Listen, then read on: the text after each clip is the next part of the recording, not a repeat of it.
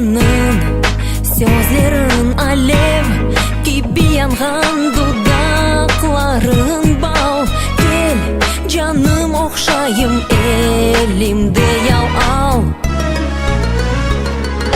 Sen yüreğimnin nefesi, yıllarımın manası, hayatımın yıldızımsın sen benim canım. Senin ardından gidim, sana elimi verem, sevim, sevim. Büyük ve derdimiz olsun, sevdiğimiz ömür yollarından gittik ikimiz. Sen yanımda olsan ateş gibi yanam, sen uzakta olsan seni men sağınam. Sen yüreğimnin nefesi, yıllarımın manası, hayatımın yıldızımsın sen benim canım.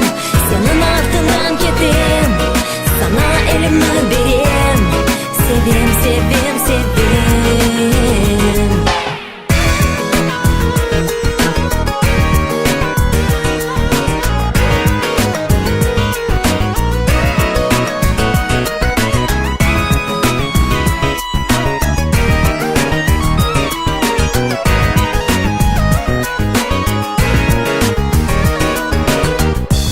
Sen yüreğimnin nefesi, yıllarımın manası, hayatımın yıldızımsın sen benim canım.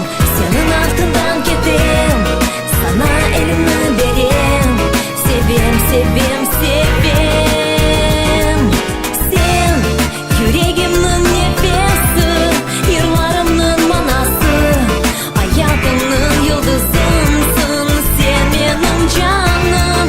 Senin ardından gidim, sana elimi verem, sevim, sevim.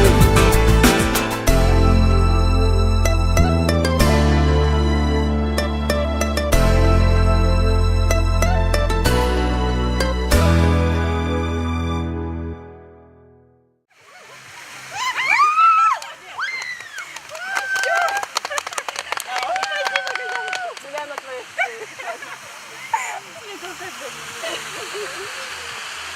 Я потом.